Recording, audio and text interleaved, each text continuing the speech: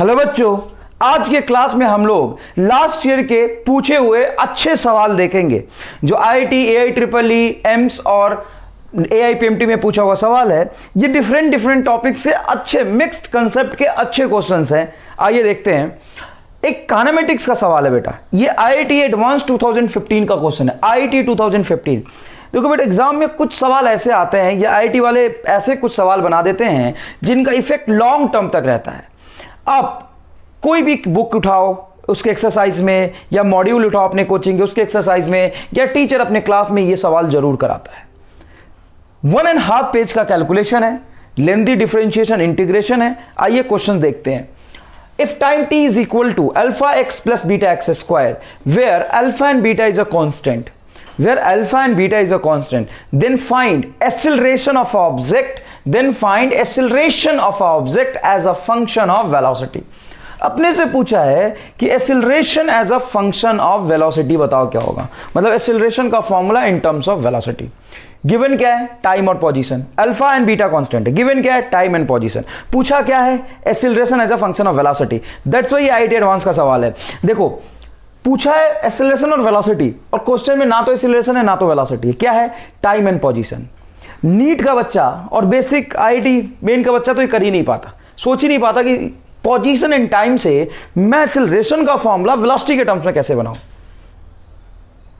Questions आपने भी class में सॉल्व किया होगा। थोड़ा सा मेथड बताता हूं। क्या करते हैं, इसको टाइम से डिफरेंशिएट कर देते हैं। तो dt बाई dt 1 हो जाता है, dx बाई dt वेलोसिटी हो जाता है, ये 2x into dx by dt बन जाता है। फिर यहां से वेलोसिटी आ जाता है कॉमन, पोजीशन के फंक्शन को बाहर निकाल के इसके नीचे लिख देते हैं। 1 अपॉन पोजीशन का function is equal to velocity. फिर एक्सेलरेशन का फॉर्मूला लिखते हैं v into d v by d x. फिर डिफरेंशिएट करते हैं, फिर उसको v से मल्टीप्लाई करते हैं।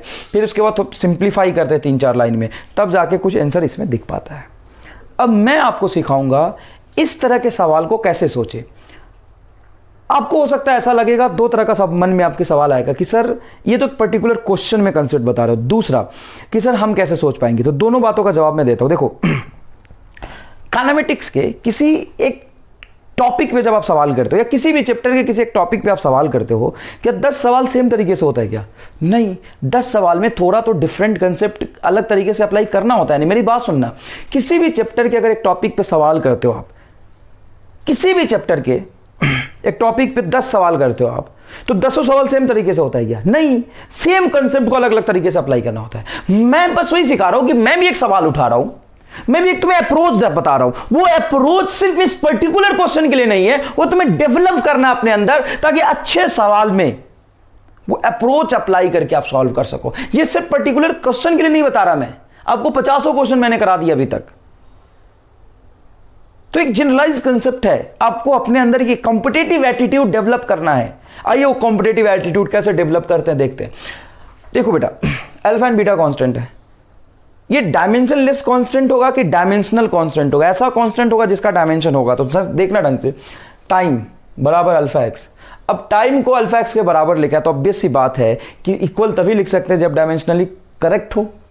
नहीं तो अल्फा लिखने की जरूरत क्या थी, सीधा एक्स ही लिख दो ना। अल्फा तो कांस्टेंट है, उसका न्यूमेरिकली कोई फिजिकली कोई खास एडवांटेज तो है नहीं। अब क्या है, तो t बराबर एक्स स्क्वायर लिख लो। लेकिन अल्फा बीटा क्यों लिखा होगा समझो, पहले सवाल के नेचर को समझो। आखिर लिखने की जरूरत क्यों है अल्फा बीटा? डायमेंशन बैलेंस करने के लिए। किसके लिए? डायमेंशन बैलेंस करने के लिए। तो अल्फा का कुछ डायमेंशन होगा। क्या होगा साहब अल्फा का डायमेंशन? तो अल्फा का डायमेंशन अल्फा एक्स बराबर टी होगा, तो अल्फा बराबर टी बाई एक्स लिख सकते हैं। एक सेकेंड के लिए अल्फा का डायमेंशन लिख लेते हैं, अल्फा बराबर टी बाई एक्स। अच्छा, यहां से बीटा बराबर क्या होगा? बीटा बराबर होगा टी बाई एक्स स्क्वायर। चलो साहब, अल्फा बराबर टी बाई एक्स आ गया एंड बीटा बराबर आ गया टी बाई एक्स स्क्वायर। अब चाहिए क्या? एक्सेलरेशन। अब मुझे एक्सेलरेशन चाहिए, चाहे वो किसी के फंक्शन में हो। एक्सेलरेशन का डायमेंशन जिस ऑप्शन में होगा वही करेक्ट आंसर होगा। और देखो, आईआईटी वालों ने सब ऑप्शन बनाने में कितनी बड़ी गलती कर दी। उन्होंने लगा कि बच्चा डेट पेज सॉल्व करके करेगा। बिल्कुल 99% बच्चा डेट पेज सॉल्व करके आंसर निकालता है। मैं तुम्हें एक लाइन में आंसर दिखाता हूं, सिर्फ एक लाइन में आंसर दिखाता हूं। देख बेटा, एक्सेलरेशन अब जानते हो इसका डायमेंशन होता है LT-2। अब एक एक करके चारों ऑप्शन में फटाफट चेक कर लो। अल्फा का डायमेंशन कितना होता है बेटा? t बाई एक्स मतलब t बाई एल। बीटा का डायमेंशन यहां पर निकाल लिया मैंने, t बाई एक्स स्क्वायर मतलब L square into v square मतलब L square by T square, यही तो होगा, वेलोसिटी होता है लेंथ अपॉन टाइम। अब यहाँ से ढंग से सोचना, एल स्क्वायर से एल स्क्वायर कटेगा, नीचे एल आएगा, जबकि एक्सेलरेशन में तो ऊपर एल आना चाहिए, मतलब ये गलत है। अल्फा वी क्यूब, अल्फा का डायमेंशन बोलो बेटा टी बाई एल, ठीक है बेटा, t by l. V cube मतलब एल बाई टी का पावर 3, ये कैंसिल होगा तो t square sorry l square आएगा, जबकि एक्सेलरेशन के फॉर्मूले में एल का पावर 1 होना चाहिए, मतलब ये गलत है। ये देखो बीटा का dimension t by l square, v cube l cube by t cube. अब यहाँ पे ढंग से देखेंगे तो एल स्क्वायर से एल क्यूब कैंसिल होगा तो ये बचेगा एल, और टी स्क्वायर से टी क्यूब कैंसिल होगा तो ये बचेगा टी स्क्वायर, ये बनेगा l t minus 2। Exactly acceleration का डायमेंशन यहाँ पे आ गया सी। अब देखो बीटा वी क्यूब अगर एक्सेलरेशन का डायमेंशन, तो ऑब्वियसली बात है beta square v square acceleration का डायमेंशन नहीं होगा, मतलब करेक्ट ऑप्शन है सी। कितने लाइन का सॉल्यूशन है? एक लाइन का सॉल्यूशन है, ये रहा आपका सॉल्यूशन। क्या करा? कुछ नहीं, अल्फा और बीटा कांस्टेंट था, तो डायमेंशनली कंसिस्टेंट होने के लिए अल्फा का डायमेंशन निकाल लिया टी बाई एल और बीटा का डायमेंशन निकाल लिया टी बाई एल स्क्वायर। यहाँ से सीधा आंसर आ गया मेरा, थर्ड ऑप्शन इज करेक्ट। क्या ऐसा सॉल्यूशन आपने कभी देखा है? ये आंसर। और मैं तुम्हें कोई रॉकेट साइंस भी नहीं बता रहा, एक सिंपल सा बेसिक सा कंसेप्ट आपको मैं बताने की कोशिश कर रहा हूँ। याद रखिएगा, ये क्वेश्चन आपको कहीं भी मिल जाएगा, नेट पे टाइप कर लो भाई, आईआईटी का पूछा हुआ सवाल है, सॉल्यूशन भी दिख जाएगा आपको 1.5 पेज का। ये रहा आंसर। अब बताओ तुम्हें सवाल के अकॉर्डिंग ही सवाल को सॉल्व करना है कि सवाल से खेलना है? सवाल से खेलना सीखना है तुम्हें, राइट। आईआईटी 2014 में एक सवाल पूछा था, इफ एक्सेलरेशन, ये तो और 1.5 पेज का कैलकुलेशन है। If acceleration a is equal to 6 minus 2b, acceleration का फॉर्मूला दिया हुआ है a is equal to 6 minus 2b, when initial velocity 0, u initial velocity t is equal to 0 पे इनिशियल वेलोसिटी 0 है साहब, चलो ठीक है। Then which of the following graph is correct between velocity and time, velocity और time के बीच में कौन सा ग्राफ सही होगा, ये आपसे पूछा है। इनिशियल वेलोसिटी 0 है, तो ऑब्वियस सी बात है कि वी टी ग्राफ बनाओगे और t इज इक्वल टू 0 पे v 0 है, मतलब t is equal to v 0 origin से ग्राफ शुरू होगा, तो चार ही ऑप्शन में ओरिजिन से ग्राफ शुरू है, ठीक है। अब बच्चा क्या करता है कि ये रहा एक्सेलरेशन वर्सेस वेलोसिटी का रिलेशन। अब a को लिखता है वो dv बाई dt, फिर उसको इंटीग्रेट करता है, लॉगरिथम में इंटीग्रेशन आता है, फिर एंटी लॉग का कंसेप्ट यूज करता है, फिर लॉग का कंसेप्ट यूज करता है, फिर उसको सिंप्लीफाई करता है। जितना आसान लग रहा है उतना है नहीं। तो अपन क्या करें, अपन बिना कैलकुलेशन के सही आंसर टिक कर सकते हैं? बिल्कुल कर सकते हैं। कैसे सोचना, ऐसा देखो, t इज इक्वल टू 0 पे वेलोसिटी 0 है, जिस इंस्टेंट पे वेलोसिटी 0 होगा उस इंस्टेंट पे एक्सेलरेशन क्या था? एक्सेलरेशन था 6 मीटर पर सेकंड स्क्वायर। देखो ना भाई, जब वेलोसिटी 0 रखोगे तो एक्सेलरेशन क्या होगा? 6। अब अगर एक्सेलरेशन 6 है, पॉजिटिव है, तो इसकी वजह से क्या होगा? वेलोसिटी बढ़ेगा। और वेलोसिटी यहाँ पे ध्यान दीजिएगा, अगर वेलोसिटी 0 है तो एक्सेलरेशन प्लस आया है, मतलब वेलोसिटी प्लस डायरेक्शन में बढ़ेगा। तो ऑब्वियस सी बात है ये ऑप्शन गलत हो गया, क्योंकि वेलोसिटी प्लस डायरेक्शन में बढ़ना है, ठीक है भाई। अब जैसे ही वेलोसिटी बढ़ेगा तो a बराबर 6 माइनस 2v, ये वेलोसिटी वाला टर्म बढ़ाओगे तो एक्सेलरेशन क्या होगा? कम। एक्सेलरेशन क्या होगा? कम। मतलब ये हुआ, अरे भाई सीधी सी बात है, ये सबट्रैक्शन है यहाँ पे। जब तुमने बोला कि u 0 था, एक्सेलरेशन 6 था, तो एक्सेलरेशन की वजह से वेलोसिटी क्या होगा? बढ़ेगा। एकदम सिंपल कंसेप्ट है। और जैसे ही वेलोसिटी बढ़ेगा तो एक्सेलरेशन का मैग्नीट्यूड कम होगा। आपको मैंने बताया है ये पॉसिबल है। जैसे देखो, वेलोसिटी का मतलब कि ऑब्जेक्ट कितना तेज भाग रहा है, और ऑब्जेक्ट कितना तेज भाग रहा है उसमें कितना चेंज हो रहा है। तो ऐसा हो सकता है कि वेलोसिटी बढ़ रहा हो, बट पर सेकेंड वेलोसिटी में जितना इंक्रीज हो रहा है वो कम हो रहा है। तो देखो, जैसे ही वेलोसिटी थोड़ा बढ़ेगा तो एक्सेलरेशन का मैग्नीट्यूड क्या हो जाएगा? कम। लेकिन एक्सेलरेशन का मैग्नीट्यूड कम होगा, एक्सेलरेशन तो होगा ही, और एक्सेलरेशन होने से वेलोसिटी और बढ़ेगा, और वेलोसिटी और बढ़ेगा तो एक्सेलरेशन कम होगा। मतलब बेसिक सा कंसेप्ट समझ आया कि स्लोप ऑफ वीटी ग्राफ कम होना चाहिए, slope of VT graph decrease होना चाहिए, क्योंकि slope of VT graph is acceleration, कम होना चाहिए। यहाँ पे स्लोप कैसा है? कांस्टेंट है, गलत है। यहाँ पे स्लोप कैसा है? बढ़ रहा है, गलत। हंसता हुआ ग्राफ है, स्लोप बढ़ रहा है, गलत है। ये आंसर सही है। हो गया भाई, आंसर आ गया। अब ईमानदारी से सोच के बताओ, तुम्हें समझ आया? और यही सवाल तुम टाइप कर लो गूगल पे और वहां पे जाके सॉल्यूशन देखो, उसका पूरा पेज भर देगा। और तो मेरा कहना ये नहीं कि मैं तुम्हें एक पर्टिकुलर सवाल करना सिखा रहा हूं, मैं तुम्हारे अंदर वो एटीट्यूड डेवलप करना चाह रहा हूं कि उस एटीट्यूड से, उस कंसेप्ट को देखो, तुम्हें आता सब कुछ है।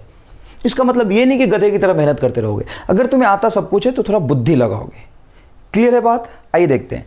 AIPMT 2007 का सवाल है, कोलिजन का सवाल है, ढंग से देखिएगा। A body falls from height h height से एक बॉडी को ड्रॉप किया, h हाइट से बॉडी को ड्रॉप किया on a ground. If E is coefficient of restitution between ball and ground, then distance traveled by body before it comes to at rest. देखो जैसे ही तुम यहाँ पे इसको मैं मिटा दूँ क्या, ऊपर थोड़ा सा मिटा देता हूँ, कैलकुलेशन करना आसान होगा। तो एक काम करो, पॉज करके लिखो इसको, पहले पॉज करके लिख लिया। अब थोड़ा सा स्पेस चाहिए होगा अच्छे से समझने के लिए, थोड़ा सा स्पेस चाहिए होगा, यहाँ पे अपन मिटा देते हैं।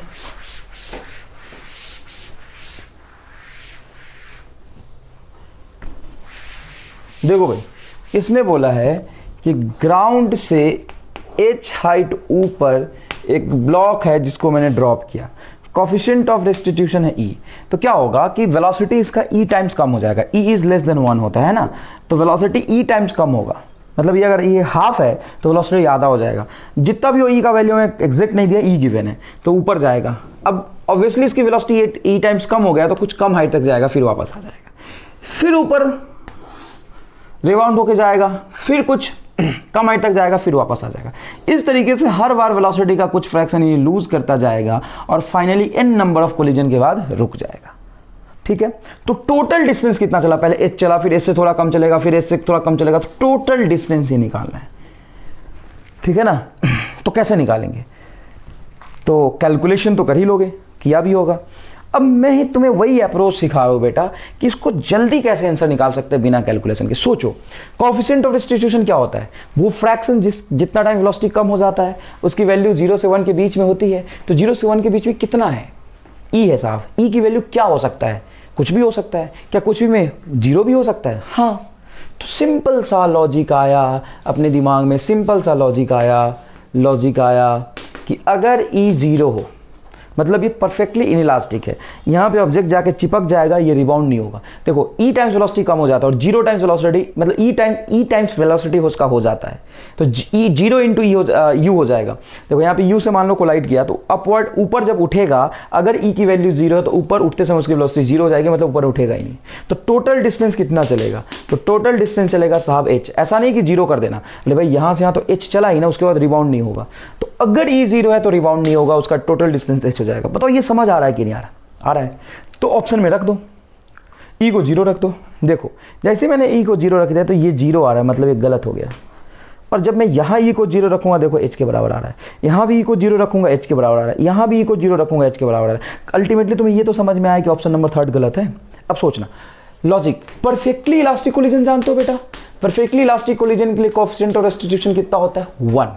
परफेक्टली इलास्टिक कोलिजन के लिए कोएफिशिएंट ऑफ रेस्टिट्यूशन होता है 1। मतलब ये u से अगर कोलाइड करा तो u से रिबाउंड होगा, मतलब उसी हाइट तक जाएगा, फिर आएगा, फिर कोएफिशिएंट ऑफ रेस्टिट्यूशन 1 है, फिर उसी हाइट तक जाएगा, फिर उसी हाइट तक जाएगा, 20th कोलिजन के बाद उसी हाइट तक जाएगा, n कोलिजन के बाद उसी हाइट तक जाएगा। मतलब इसका डिस्टेंस क्या हो जाएगा? इनफाइनाइट, क्योंकि ये रुकेगा नहीं, लगातार चलता रहेगा, तो डिस्टेंस होगा इनफाइनाइट। किस ऑप्शन में इनफाइनाइट आ रहा है? देखो वही करेक्ट आंसर होगा। e को क्या रखना है? 1। e को 1 रखोगे तो 1 - 1 0 आ रहा है, तो गलत आ गया। e को 1 रखोगे, देखो 1 - 1 डिनोमिनेटर में 0 आया, 1/0 is infinite. Second option is correct. और इसमें देखो 1 + e है, यहाँ पे e को 1 रखोगे तो ये नीचे आ गया 2 और ऊपर आ गया 0 आ गया, मतलब गलत है। Second option is correct. देख भाई क्या किया मैंने, तुम्हें कैसा लगा बताओ? क्या किया मैंने? एक लाइन भी कैलकुलेट करा के नहीं। सुनो, जैसे कोई भी वेरिएबल बेस है, जैसे e का वैल्यू हाफ दे देता, क्या देता? e का वैल्यू हाफ गिवन होता, तो मैं क्या करता? e को हाफ लेके ही सॉल्व करना पड़ता। लेकिन अगर e की वैल्यू फिक्स नहीं दिया है, e ही रहने दिया, और तो e के टर्म्स में आंसर आएगा, और e की वैल्यू हो कुछ भी सकता है, तो मैं क्यों ना उसको एक लिमिटिंग वैल्यू पे आंसर चेक कर लूं। बहुत देखो एक आसान सा कंसेप्ट मैंने क्या सोचा, सुनो, ये भी सोचने की जरूरत नहीं थी, सिर्फ इतना ही सोच के काम चल जाता। ये तो मैंने इसलिए सोचा कि तुम थोड़ा सोचना सीखो, ये छोड़ो, ये भूल जाओ। तुम देखो e अगर 1 है, इसका मतलब क्या है? परफेक्टली इलास्टिक कोलिजन है, बार बार कोलाइड करता रहेगा, सेम हाइट तक जाएगा, तो n नंबर ऑफ कोलिजन के बाद भी सेम हाइट तक जाएगा, तो टोटल डिस्टेंस इनफाइनाइट चलेगा। मतलब e को वैल्यू 1 हो तो डिस्टेंस इनफाइनाइट होना चाहिए, e का वैल्यू 1 हो तो डिस्टेंस इनफाइनाइट होना चाहिए। रखो 1, ये 0 आ रहा है भाई साहब, ये 0 आ रहा है, देखो ये 0 आ रहा है। देखो e को 1 रखो, ये इनफाइनाइट नहीं आ रहा है, सिर्फ एक ही ऑप्शन में इनफाइनाइट आ रहा है, यही आंसर आ गया, करेक्ट आंसर है। बता समझ आया कि नहीं? तो इसको पॉज करके अच्छे से लिखिए। नेक्स्ट क्वेश्चन देखिए बेटा, a ball is projected with speed u at an angle theta, then find average velocity between point of projection to maximum height. Projectile motion का सवाल है, खूब सारे प्रोजेक्टाइल मोशन के सवाल पूछे जाते हैं एग्जाम में। ये एम्स 2005 का क्वेश्चन है। बॉल को प्रोजेक्ट किया with speed u at an angle theta, तो projected path, projectile path follow करता हुआ पार्टिकल यहां पे आएगा। इस पॉइंट को कहते हैं पॉइंट ऑफ प्रोजेक्शन, इस पॉइंट को कहते हैं पॉइंट ऑफ स्ट्राइक, और इस पॉइंट को कहते हैं मैक्सिमम हाइट। आपसे पूछा है point of projection to maximum height के बीच में एवरेज वेलोसिटी। तो एवरेज वेलोसिटी होता क्या है? Total displacement upon total time. तो आप ऐसे भी निकाल सकते हैं कि ये टोटल डिस्प्लेसमेंट हो गया। ये टोटल डिस्प्लेसमेंट कैसे निकालेंगे साहब? तो ये मैक्सिमम हाइट है और ये है आपका रेंज बाई 2। पाइथागोरस थ्योरम से टोटल डिस्प्लेसमेंट निकाल लेंगे, और टोटल टाइम ऑफ फ्लाइट होता है पॉइंट ऑफ प्रोजेक्शन से मैक्सिमम हाइट का u sin theta by g। आप ऐसे कैलकुलेट कर तो लोगे, लेकिन ये एक पेज कैलकुलेशन का सवाल बन जाएगा। क्यों? क्योंकि हाइट का फॉर्मूला होता है मैक्सिमम हाइट का u square sine square theta by G, और ये होता है साइन 2 थीटा। तो साइन स्क्वायर थीटा का होल स्क्वायर करोगे रूट में, तो बहुत लेंदी कैलकुलेशन है। अच्छा, एक दूसरा कंसेप्ट जो आपको हमेशा याद रखना है, एवरेज वेलोसिटी हमेशा होता है initial velocity vector plus final velocity vector by 2 if acceleration is constant. और प्रोजेक्टाइल मोशन में acceleration due to gravity constant in nature है। तो अब ये भी कर सकते हैं, इनिशियल वेलोसिटी को u को वेक्टर फॉर्म में लिख ले, initial velocity vector, final velocity vector आपको पता है u cos थीटा ही होगा, बस वर्टिकल वेलोसिटी मैक्सिमम हाइट पे 0 हो जाता है। बाई 2 कर दोगे, उसका मैग्नीट्यूड निकालोगे, 4 ऑप्शन में से सही ऑप्शन आपको दिख जाएगा। तो दूसरा तरीका तो ये है, लेकिन एग्जाम में बैठ के फिर से इतना करना भी आपके लिए थोड़ा सा टाइम टेकिंग होगा। नहीं भी टाइम टेकिंग होगा तो अगर तुम 1 मिनट में कर सकते हो तो मैं तुम्हें 10 सेकंड में करना सिखाना चाहता हूं, सिर्फ 10 सेकंड में। अब सोचना, प्रोजेक्टाइल मोशन में ज्यादा तो नहीं, लेकिन 10 to 20% क्वेश्चन ऐसे होते हैं जिसमें एंगल ऑफ प्रोजेक्शन फिक्स नहीं होता। एंगल ऑफ प्रोजेक्शन का वैल्यू थीटा गिवन होता है। थीटा में भी एनीथिंग, मेरी बात समझिए, 70-80% क्वेश्चन में तो थीटा गिवन होता है, 60 डिग्री, 30 डिग्री, 45 डिग्री, 90 डिग्री, कितने डिग्री प्रोजेक्ट किया है। लेकिन इस सवाल में थीटा का वैल्यू क्या है? थीटा एंगल पे प्रोजेक्ट किया, थीटा की वैल्यू बताओ क्या है, कितने एंगल पे प्रोजेक्ट किया, एग्जैक्ट वैल्यू बताओ, नहीं पता, थीटा पे प्रोजेक्ट किया है, आंसर थीटा के टर्म्स में ही आएगा। तो थीटा की वैल्यू हो कितनी सकती है? कुछ भी। तो क्या 90 भी हो सकती है? हाँ, क्या कुछ भी में 90 नहीं आता? तो ये लॉजिक देखिएगा बेटा, 1 सेकंड में answer if theta is equal to 90 degree. अगर मैं बोलता हूं theta is equal to 90 degree, मतलब ये हुआ बॉल को सीधा ऊपर फेंका था। अगर बॉल को मैं सीधा ऊपर फेंकूं तो मैक्सिमम हाइट पे इसका वेलोसिटी 0 हो जाता है, आप ये जानते हैं। मैक्सिमम हाइट पे इसका वेलोसिटी क्या हो जाता है साहब? 0। तो एवरेज वेलोसिटी क्या होगा? u plus 0 by 2, u by 2। तो u एवरेज जो होना चाहिए वो होना चाहिए u बाई 2। जिस ऑप्शन में u बाई 2 आएगा वही करेक्ट आंसर होगा। देखते हैं, थीटा को बेटा यहां पे रखो 90 डिग्री, साइन 90 होता है 1, 3 + 1 4, √4 इज 2, 2 से 2 कटेगा, u आ रहा है, ये आंसर नहीं होगा। इसमें देखते हैं, थीटा को रखेंगे 90 डिग्री, cos 90 इज 0, तो √1 इज 1, u बाई 2, इसमें सही बैठ रहा है। मतलब जो गलत हो गया तो पक्का गलत है, जो सही बैठ रहा हो सकता है सही हो। थर्ड ऑप्शन चेक करते हैं, यहां पे रखेंगे 90, 3 + 2 इज 5, √5 ये गलत है। यहां पे रखेंगे आप थीटा को 90, cos 90 0, यह आएगा ऊपर में √2 एंड बाई 2, तो ये u बाई √2 आएगा, गलत है। आंसर आना चाहिए u बाई 2। एम्स 2005, ये रहा आपका सॉल्यूशन, आंसर आ गया। कुछ नहीं करा हमने, आंसर आ गया। तो मैं तुम्हें एक पर्टिकुलर क्वेश्चन नहीं बता रहा बेटा, मैं तुम्हें सोचना सिखा रहा हूं, एक कंसेप्ट समझा रहा हूं कि जब भी सवाल मान लो प्रोजेक्टाइल मोशन का है, उसमें कुछ नहीं करना और थीटा से खेल लो बस। थीटा को 90 रखने पे क्या होना चाहिए ऐसा सोचो, और जो होना चाहिए था एग्जैक्टली वही कंडीशन जिस ऑप्शन में वेरीफाई होगा वो सही होगा। क्यों? थीटा की वैल्यू तुम थीटा बोल रहे हो तो थीटा कुछ तो होगा ना भाई। थीटा पे प्रोजेक्ट किया तो थीटा कितना हो सकता है? तो 0 से 360 तक कुछ भी हो सकता है, तो मैं 90 भी ले सकता हूं। मेरा आंसर आ गया विदाउट एनी कैलकुलेशन। क्लियर है बात? आगे सवाल देखिए, बढ़िया सवाल है। A particle is projected up मतलब ऊपर प्रोजेक्ट किया विद काइनेटिक एनर्जी के ऑन एन इंक्लाइन प्लेन। सीधा ऊपर नहीं है, एक इंक्लाइन प्लेन पे ऊपर की तरफ फेंका है के काइनेटिक एनर्जी से, where incline plane of inclination alpha, angle of inclination क्या है बेटा? अल्फा है, and coefficient of friction incline plane का म्यू है। Then work done against friction, तो जो वर्क डन बाय फ्रिक्शन होगा, फ्रिक्शन के अगेंस्ट उतना ही वर्क किया होगा, फ्रिक्शन का वर्क नेगेटिव होगा, work done against friction friction के वर्क के बराबर आएगा, लेकिन उसका वैल्यू निगेटिव आ जाएगा। Force before particle comes to it, जब पार्टिकल रेस्ट में आ जाता है तो वहां तक कितना वर्क होगा अगेंस्ट फ्रिक्शन या बाय फ्रिक्शन। तो पॉज करके पहले ये लिखो, थोड़ा स्पेस कम है, पॉज कर लो, स्क्रीन को यहीं पे रोक लो, ये अच्छे से लिख लो। लिख लिया? अब आगे देखो, ये सवाल को एक बार और पढ़ो बेटा, क्वेश्चन को एक बार और पढ़ो, बहुत बढ़िया सवाल है। और इसके first option, second option, third option, तीन ही ऑप्शन लिखा है क्या? एक ऑप्शन और भी होगा, मैं लिख दूंगा, कोई खास बात नहीं है। तीन ऑप्शन लिखा है मैंने, एक ऑप्शन और भी होगा इसमें। यहां पे देखो, एक ऑप्शन और लिख देता हूं मैं, फोर्थ ऑप्शन यहां लिख दो, कोई खास बात नहीं है। ये होगा के mu sine alpha divided by cos alpha plus mu sine alpha, कुछ इस तरह का ऑप्शन हो, कोई खास बात नहीं बेटा। चलो अब हमें क्या निकालना है, इसका आंसर निकालना है। कैसे निकालें? सवाल आसान है या मुश्किल है? तो एक बार क्वेश्चन को करके फिर से इसको रीअरेंज करते हैं। तो particle is projected up with kinetic energy के ऑन एन इंक्लाइन प्लेन, तो एंगल ऑफ इंक्लिनेशन अल्फा का एक इंक्लाइन प्लेन है, उस पे पार्टिकल को मैंने के काइनेटिक एनर्जी से फेंका है, जहां पे इसका कोएफिशिएंट ऑफ फ्रिक्शन क्या गिवन है? म्यू।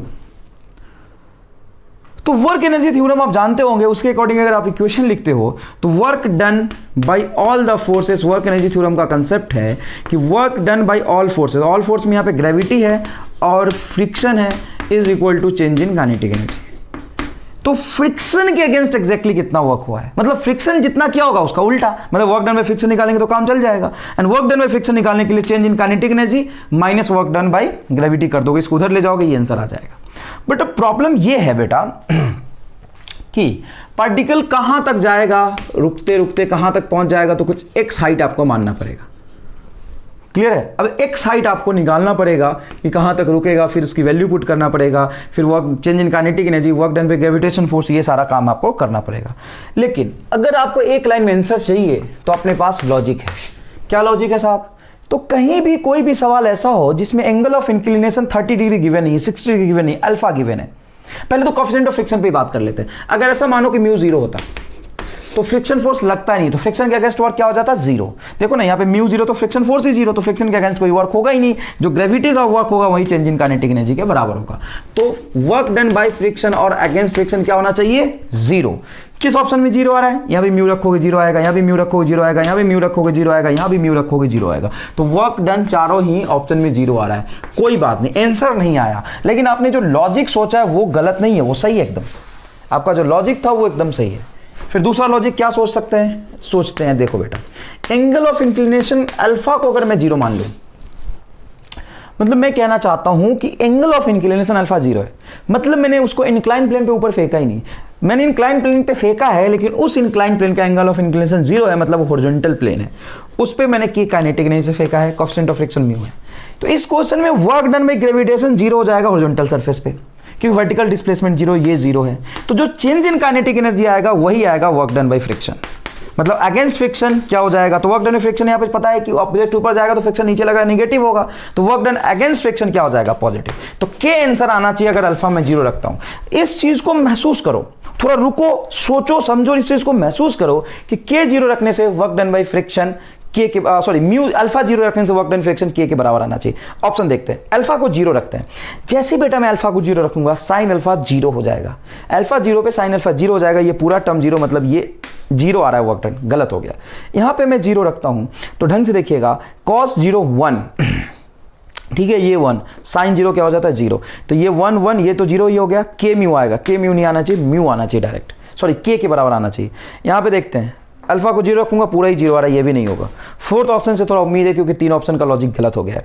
यहां पे जैसे ही मैं म्यू को अल्फा को 0 रखूंगा तो वर्क डन के बराबर आना चाहिए। अल्फा को 0 रखो, अल्फा को यहाँ पे 0 रखोगे तो cos 0 1 आता है, तो के म्यू बनेगा, साइन अल्फा यहाँ पे 0 हो गया और ये 1 आएगा, तो म्यू से म्यू कटेगा, के आंसर आ रहा है। एक्जैक्टली सिर्फ एक ही ऑप्शन में लॉजिक वेरीफाई हो रहा है। ये सवाल भाई मैंने नहीं बनाया है, ये आकाश के मॉड्यूल का बढ़िया सवाल, IIT के मॉड्यूल का बढ़िया सवाल है ये, और बढ़िया सवाल को सॉल्यूशन भी उससे ज़्यादा बढ़िया हमने बना दिया उसका।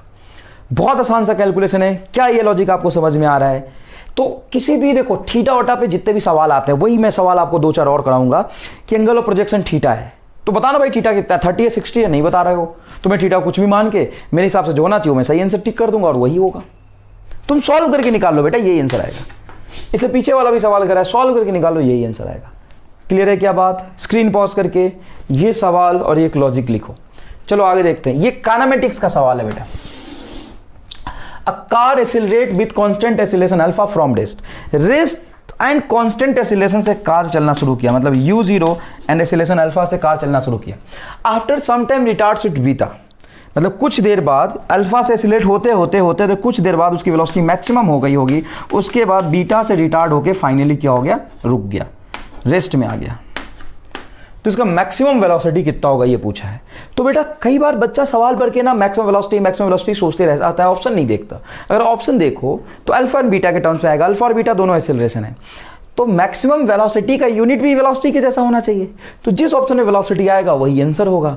एक बार चेक करते हैं, देखो बेटा समझना, अल्फा स्क्वायर मतलब एक्सीलरेशन का स्क्वायर माइनस एक्सीलरेशन का स्क्वायर मतलब एक्सीलरेशन का स्क्वायर आएगा, नीचे एक्सीलरेशन इनटू एक्सीलरेशन का स्क्वायर आएगा, ऊपर भी न्यूमरेटर में भी एक्सीलरेशन का स्क्वायर, डिनोमिनेटर में भी एक्सीलरेशन का स्क्वायर, मतलब डायमेंशनली एक्सीलरेशन कैंसिल हो जाएगा, सिर्फ टाइम बचेगा। आपसे पूछ रहा था वेलोसिटी, आपसे क्या पूछ रहा था, वेलोसिटी। एपीएमटी का पूछा हुआ सवाल है बेटा, फर्स्ट ऑप्शन गलत हो गया। सेकेंड ऑप्शन सिमिलरली एक्सीलरेशन का स्क्वायर प्लस एक्सीलरेशन का स्क्वायर होगा, और एक्सीलरेशन इनटू एक्सीलरेशन का स्क्वायर, ये भी टाइम का डायमेंशन आ रहा है। देखो यार कैसे ऑप्शन बना लेते हैं एग्जामिनर, तुम फटक से आंसर बता सकते हो without any concept, without any formula, without any calculation, without any concept, without any formula, without any calculation. देखो भाई यहां देख, एक्सीलरेशन इनटू एक्सीलरेशन का स्क्वायर प्लस एक्सीलरेशन v बराबर क्या होता है, at, मतलब एक्सीलरेशन इनटू टाइम आना चाहिए तभी वेलोसिटी बनेगा। ये एक्सीलरेशन इनटू टाइम आ रहा है, देखो दो एक्सीलरेशन नीचे एक ही एक्सीलरेशन, ये सही है। अब ये acceleration plus acceleration is acceleration, और एक्सीलरेशन इनटू एक्सीलरेशन, अरे भाई एक्सीलरेशन इनटू एक्सीलरेशन को मल्टीप्लाई करोगे तो एक्सीलरेशन के स्क्वायर का यूनिट आएगा, और एक्सीलरेशन प्लस एक्सीलरेशन सिर्फ एक्सीलरेशन होगा। अरे भाई 5 मीटर पर सेकंड स्क्वायर, 2 मीटर पर सेकंड स्क्वायर, तो 7 मीटर पर सेकंड स्क्वायर लिखोगे ना, लेकिन 5 मीटर पर सेकंड स्क्वायर और 2 मीटर पर सेकंड स्क्वायर को मल्टीप्लाई करोगे तो मीटर स्क्वायर बाई सेकंड का पावर 4 होगा। अब देखो ये एक्सीलरेशन का स्क्वायर मतलब टाइम बाई एक्सीलरेशन, और टाइम बाई एक्सीलरेशन वेलोसिटी नहीं हो सकता, लॉजिकली देख लो, मतलब ये ऑप्शन गलत है, सिर्फ fourth option is correct answer. Clear है क्या ये बात? ऐसे ही सवाल, ये बहुत ही फेमस क्वेश्चन है बेटा, इसमें टोटल डिस्प्लेसमेंट भी ट्रेवल्ड पूछते हैं, उसमें भी सिर्फ डायमेंशन सोच के ही, लॉजिक से ही आप आंसर निकाल सकते हो। तो स्क्रीन पॉज करके ये क्वेश्चंस लिख लीजिए। नेक्स्ट क्वेश्चन देखिए बेटा, stick of mass m and length l, stick है, रॉड है जिसका मास है बेटा m और उसका लेंथ है l, is pivoted at one end पे इसको हिंज्ड कर दिया, and displace through an angle theta. देखो पहले इसको वर्टिकल पोजीशन पे एक पॉइंट पे हिंज करा, उसको थीटा एंगल से क्या कर दिया, डिस्प्लेस कर दिया, then increase in potential energy क्या हो जाएगा। तो इस तरह के जो क्वेश्चंस होते हैं वर्क एनर्जी पावर में, रोटेशन में, एनएलएम में, ऐसे खूब सवाल पूछे जाते हैं। अब यहाँ पे ये तो नहीं बोल रहा कि 30 डिग्री से रोटेट किया, आपसे ये भी नहीं बोल रहा 60 डिग्री से रोटेट किया, आपसे बस इतना बोल रहा कि रोटेट कर दिया साहब थीटा एंगल पे। तो इंक्रीज इन पोटेंशियल एनर्जी क्या होगा, पोटेंशियल एनर्जी क्या होगा, ये तो रेफरेंस पॉइंट पे डिपेंड करता है, ये आप बता नहीं सकते कि फाइनल पोटेंशियल एनर्जी क्या होगा, और ये सवाल पूछा भी नहीं जाता। अगर कहीं पूछा जाए कि बताइए पोटेंशियल एनर्जी क्या होगा, तो रेफरेंस पॉइंट डिफाइन करेगा, क्योंकि potential energy depends upon reference point, but change in potential energy does not depends upon reference point. तो आपसे क्या पूछा है कि वर्टिकल पोजीशन पे था, मैंने थीटा एंगल से घुमा दिया, तो बताइए इंक्रीज इन पोटेंशियल एनर्जी क्या होगा। तो आप क्या करेंगे, पहले कहीं रेफरेंस मान लेंगे पोटेंशियल एनर्जी, फिर इनिशियल लिख लेंगे, फिर फाइनल लिख लेंगे, फाइनल में से इनिशियल सब्ट्रैक्ट करेंगे, आंसर आ जाएगा। लेकिन आपको इस तरीके से करोगे चलो ठीक है, लेकिन कैलकुलेशन करना पड़ेगा, थोड़ा टाइम लगेगा, 1-1.5 मिनट लग जाएगा, या 1 मिनट 40-50 सेकेंड लग जाएगा। मैं तो आपको 10 सेकेंड में आंसर बता सकता हूं। कैसे, सुनो, लॉजिक सोचना है बेटा अपने को, क्या सोचना है, लॉजिक। क्या लॉजिक सोचेंगे, if theta is equal to 0 degree. अब भाई साहब ये वर्टिकल था, वर्टिकल से थीटा एंगल पे ले गया, कितना एंगल घुमाया, 0 डिग्री घुमाया, मतलब मैं घुमाया ही नहीं। अब तुम्हें लगेगा कि सर ये फिजिकली क्या आप सही बोल रहे हो, हाँ भाई सही बोल रहा हूं मैं सर, क्वेश्चन में तो बोला कि थीटा घुमा दिया, डायग्राम में भी गिवन है कि थीटा घुमा दिया, तो बताओ ना थीटा कितना डिग्री घुमाया है, कितना 30 घुमाया क्या, 50 घुमाया, 60 है, 90 है, 180 है, 120, कितना है थीटा। थीटा की कोई फिक्स वैल्यू नहीं दी है, वो थीटा ही है, तो आंसर थीटा के टर्म्स में ही आएगा। तो थीटा की वैल्यू क्या हो सकता है, कुछ भी, तो कुछ भी में 0 नहीं आता क्या 0 के साथ नाइंसाफी करोगे तुम, जीरो भी तो हो सकता है ना। तो एक सिंगल वैल्यू मैंने सोचा कि मान लो वर्टिकल पोजीशन पे था, मैंने थीटा एंगल घुमाया लेकिन थीटा जीरो घुमाया है, तो वही रह जाएगा। तो चेंज इन पोटेंशियल एनर्जी क्या आना चाहिए? जीरो आना चाहिए, अगर वो वही रह जाए तो। ये लॉजिक सोचने में कोई बुराई है क्या? नहीं। अब थीटा को रखो जीरो, जिसमें डेल्टा यू जीरो आएगा वही आंसर बनेगा। चलिए थीटा को जीरो रखते हैं। यहां पे जैसे ही बेटा जीरो रखोगे कॉस जीरो 1 होता है, 1 - 1 जीरो आ रहा है, मतलब फर्स्ट ऑप्शन की पॉसिबिलिटी है सही होने की, क्योंकि इस लॉजिक को जस्टिफाई कर रहा है। सेकेंड ऑप्शन, थीटा को जीरो रखेंगे, कॉस जीरो क्या होता है 1, 1 1 क्या होगा 2, mgl आंसर आ रहा है, गलत होगा। थीटा को जब जीरो रखेंगे, ये साइन जीरो क्या होता है बेटा 0, फिर से आ रहा है mgl/2, गलत हो गया। फिर थीटा को जीरो रखेंगे, साइन जीरो क्या होता है 0, mgl/2 आ रहा है, गलत हो गया। Option number 1 is correct. तो क्या प्रॉब्लम है लॉजिकली सवाल को सॉल्व करने में? हाँ, अगर थीटा 30 डिग्री होता तो हमें तो फाइनल माइनस इनिशियल करना ही होता। अच्छा, मैं फॉर्मूला गेस नहीं कर रहा हूं, मैं तो 4 ऑप्शन में ही अपने लॉजिक को जस्टिफाई करके देख रहा हूं। अगर ये पेपर सब्जेक्टिव होता, मेरे पास ऑप्शन नहीं होता, तो मैं नहीं लिख सकता था ना कि मेरा आंसर हो जाएगा mgl/2 इन 1 - cos थीटा। मेरी थ्योरम के लिमिटेशंस को भी साथ साथ में समझिए। अगर ये सब्जेक्टिव सवाल होता तो मैं लॉजिक से थोड़ी ना जस्टिफाई कर लेता है फॉर्मूला क्या बनना चाहिए। लेकिन अगर और तुम्हें सब्जेक्टिव पेपर देना नहीं है, तो सब्जेक्टिव बारे में हम क्यों सोचे? तो ये तो इनवैलिड हो गया क्वेश्चन। दूसरी बात, जब हमारे पास 4 ऑप्शन हैं और एक लॉजिक पे मुझे पता कि ये होना चाहिए, और मैं देख पा रहा हूँ कि 3 ऑप्शन में हो ही नहीं रहा, वो लॉजिक सिर्फ एक ऑप्शन में जस्टिफाई हो रहा है, तो वही आंसर हो जाएगा। कहाँ बुद्धि लगा रहे हो? इसमें लोग 4-4 5-5 लाइन में कैलकुलेट करते हैं, रेफरेंस पॉइंट मानते हैं, इनिशियल लिखते हैं, फाइनल लिखते हैं, सबट्रैक्ट करते हैं, फिर आंसर आता है, उसको सिंप्लीफाई करते हैं, फिर आंसर निकालते हैं। मेरा आंसर ही आ गया। क्लियर है क्या ये बात? समझ पा रहे हैं आप? दूसरा सवाल देखिए, bob of simple pendulum of length L displace through an angle theta with respect to vertical. हाँ, गिवन है वर्टिकल से एक बॉब है, मास m है, लेंथ इसका L होगा, वर्टिकल से थीटा एंगल पे डिस्प्लेस करा। कहां से डिस्प्लेस किया बेटा?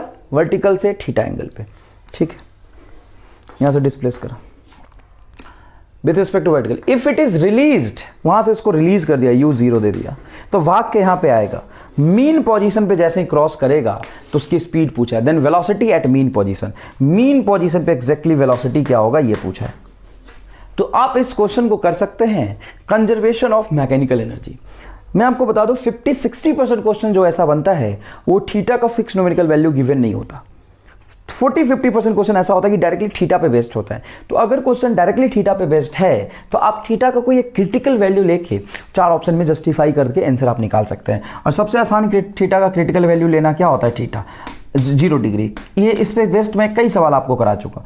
अब ढंग से देखिएगा, ये वर्टिकल रॉड स्ट्रिंग था और मैं कई सारे क्वेश्चन में अप्लाई करके दिखा रहा हूँ ताकि तुम्हें विजुअलाइज हो, फिजिकल कंडीशन समझ आए और अच्छे क्वेश्चन नॉन क्वेश्चन में आप ये लॉजिक लगा सके। वर्टिकल पे था, थीटा डिग्री ले गया, मान लो 0 डिग्री ले गया, मतलब इसको मैंने 0 डिग्री ले जाकर छोड़ा, मतलब जहां था वहीं से छोड़ दिया। तो मीन पोजीशन पे था और मीन पोजीशन छोड़ दोगे तो वेलोसिटी क्या होगी? 0। मान लो कोई ये पेंडुलम है, यहां से छोड़ोगे तब तो भाग के आएगा, यहीं पे है, तो उसकी वेलोसिटी यही से छोड़ दो तो ये वर्टिकल ही रहेगा, स्टेबल इक्विलिब्रियम है ये। तो वेलोसिटी क्या होना चाहिए? 0। थीटा 0 पे रखने पे वेलोसिटी आना चाहिए 0। अब देखते हैं थीटा 0 रखने वेलोसिटी किस में नहीं आ रहा, किस में 0 आ रहा है, किस में 0 नहीं आ रहा। तो सेकंड ऑप्शन गलत हो जाए क्योंकि थीटा है ही नहीं इसमें। देखो जितना ऊपर लेके जाओगे उतना रफ्तार से भागता हुआ आएगा, उतनी ज़्यादा पोटेंशियल एनर्जी लूज करके आएगा। मतलब जो वेलोसिटी होगा थीटा पे डिपेंड करना चाहिए, और ये ऑप्शन थीटा पे डिपेंड ही नहीं कर रहा, इसलिए ये गलत होगा। ये देखिए, अगर मैं थीटा को 0 रखूँ तो आंसर आएगा √2gl, लेकिन थीटा को 0 रखने पे आंसर आना चाहिए 0। ये देखो 2gl 1 - cos थीटा। मान लो बेटा यहाँ पे थीटा को 0 रखते हो आप, तो ये 0 जब रखोगे तो ये cos 0 होगा 1, 1 - 1 क्या हो जाएगा 0। तो ये ऑप्शन में जस्टिफाई कर गया।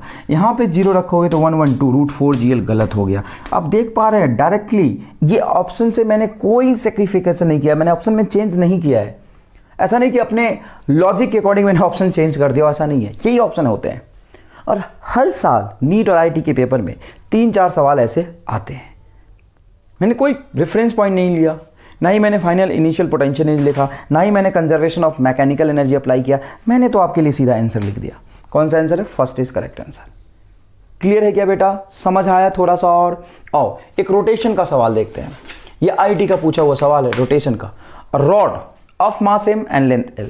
एक रॉड लिया जिसका मास m है, लेंथ l है। देखो एक रॉड है जिसका मास m है और इसका लेंथ l है, l लेंथ है। हिंज्ड एट वन एंड, नीचे वाले एंड पे हिंज किया है, hinge and word and from the vertical position one and and released from the vertical position, then find its velocity after angular displacement theta। देखो बेटा, then find its angular velocity, ये mention करना, मैंने गलती से यहाँ पे मेंशन नहीं करा। find its angular velocity मतलब ओमेगा। जब ये जैसे ही मैं इसको वर्टिकल पोजीशन से रिलीज करूंगा तो ये नीचे धीरे धीरे गिरता जाएगा, तो जैसे ये थीटा एंगल घूम चुका होगा उसी इंस्टेंट पे इसका एंगुलर वेलोसिटी बताइए क्या होगा। इनिशियल एंगुलर वेलोसिटी क्या था इसका? 0। क्वेश्चन की फिजिबिलिटी को समझिए। ऐसा बता रहा है कि एक रॉड है, रॉड को वर्टिकल पोजीशन पे रख दिया। रॉड को कहाँ रखा बेटा? वर्टिकल पोजीशन पे।